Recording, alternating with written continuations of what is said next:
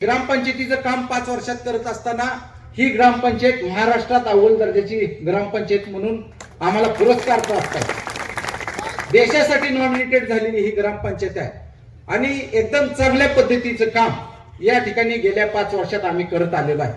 फक्त या ठिकाणी भारतीय जनता पार्टीमध्ये प्रवेश केला म्हणजे फक्त राजकीय स्वार्थासाठी केला असं जर कोण म्हणत असेल तर तसं नाही। माझ्या सर्वसामान्य जनतेची कामं ही सत्तेत गेल्याशिवाय होणार नाही अशा प्रकारची भावना या ठिकाणची सर्व लोकांची होती आणि त्या भावनांचा आदर करून आज या ठिकाणी भारतीय जनता पार्टीमध्ये आम्ही प्रवेश केलाय।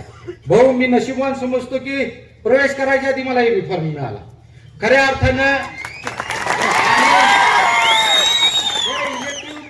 माझ्याकडे असल्यामुळं किंवा तुम्हाला देखील त्याची माहिती मिळाल्यामुळं तुम्ही देखील माझ्यावर विश्वास ठेवला, तुम्ही मला फोन केला आणि तुम्ही फोन केल्या त्या गोष्टीचं नियोजन मी चेअरमन साहेब असेल आम्ही लगेच बसलो आणि दुसऱ्या दिवशीच आम्ही प्रशांत मालकाबरोबर बैठक करून आम्ही येण्यास तयार आहे।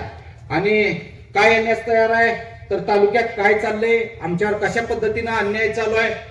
भाऊ, या ठिकाणी फक्त टार्गेट म्हणून गणेश पाटलाला केलं जातंय की उद्या भविष्यात ही पोरग मला कुठेतरी अडवून येईल आणि ह्या उद्देशानं आम्हाला जाणून बुजून प्रत्येक ठिकाणी या ठिकाणी अडवत जाण्याची भूमिका पार पडते। परंतु या ठिकाणी ठामपणानं सांगतो, कुठल्याही प्रकारच्या गोष्टीला न तमा बाळगता प्रत्येक गोष्टीला ठामपणानं विरोधाला विरोध करून त्या ठिकाणी जी चुकीची गोष्ट आहे ती चुकीची सांगायची नाही अशा पद्धतीची या ठिकाणची काय प्रतिनिधींची भावना आहे आणि त्या प्रतिनिधींच्या भावनेला विरोध करतोय। या गेल्या 3 पिढ्या आम्ही वेगळ्या विचारधारेत होतो, परंतु तुमच्या आशीर्वादानं या विचारधारेत आम्ही प्रवेश केलेला आहे। तुमचा आशीर्वाद कायम ठामपणानं आमच्या पाठीशी राहावा अशी प्रकारची अपेक्षा आहे आणि जे काय तुम्ही जबाबदारी आमच्यावर दिली, जिल्हा परिषद तर भाऊ तुमच्या आशीर्वादानं मी 100% निवडून आलो हे आजच घोषित करतो। कारण की ज्या वेळेस आमच्या लोकांनी उत्स्फूर्तपणे उठाव केलेला आहे त्या वेळेस या ठिकाणी बंडखोरी झालेली आहे आणि ती बंडखोरीचं एक पुढचं पाऊल म्हणून आज आमचा प्रवेश आहे। तुमचा आशीर्वाद ठामपणानं आमच्या पाठीशी राहावा। प्रशांत मालक हे कायम पालकत्वाची भूमिका आमच्या बरोबर आमच्या परिवाराबरोबर घेत आलेले आहेत। रणजित भाईंनी कायम माझ्या मागे ठामपणानं उभा राहिलेले। समाधान दादा, मी जरी मंगळवेढा ह्याच्यात आमच्या परिवाराच्या ह्याच्यात झालेला असेल तर तुम्ही मोठ्या भावाप्रमाणे बारक्या भावाला माफ करून कायम सगळ्या गोष्टींनी ठामपणानं माझ्या मागे उभा राहतात अशा प्रकारची एक भावना व्यक्त करतो।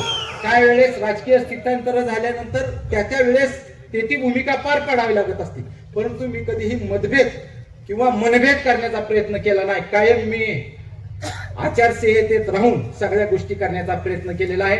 तुमचा शुभ आशीर्वाद माझ्या जनतेचं या 14 गावाचं कल्याण तुमच्या आशीर्वादानं व्हावं हीच एक प्रामाणिक भावना ठेवून आज या ठिकाणी प्रवेश करतोय आणि तुमचा नक्कीच आशीर्वाद आमच्या पाठीशी ठामपणानं राहील।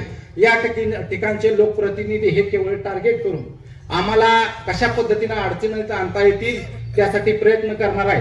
तुम्ही आमच्या मागे सगळ्या गोष्टींना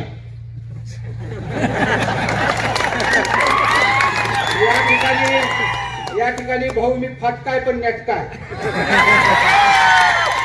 मी कधीही कशाला न काय नसताना भाऊ मी 2 नंबरची मतं विठ्ठल सहकारी साखर कारखान्याला कालचं पोरग येऊन या ठिकाणी टक्करी द्यायला आणि ते काय टक्करी देतय म्हणून अडचणीत आणण्याचं काम या ठिकाणी केलं जातंय।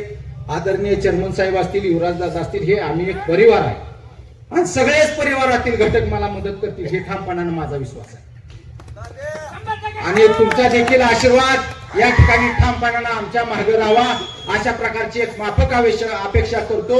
या ठिकाणची ग्रामपंचायत लेवलची कामं असतील, एमएससीबी लेवलची कामं असतील, तहसील लेवलची कामं असतील, ती तुम्ही कायम आमच्या मागे आशीर्वाद रूपी राहाल अशा प्रकारची एक अपेक्षा करतो। या ठिकाणी आज भाजपामध्ये प्रवेश केलाय, तुमच्या विचारधारेचा आज या ठिकाणी सुरुवात झालेली आहे। काही गोष्टी हळूहळू शिकायला उशीर लागतो, परंतु नक्कीच शिकून भविष्यात तुम्हाला या ठिकाणी गणेश पाटलाला प्रवेश का दिला याचा पश्चाताप होऊ देणार नाही अशा प्रकारचे एक अभिवादन या ठिकाणी करतो आणि माझे 2 शब्द थांबवतो।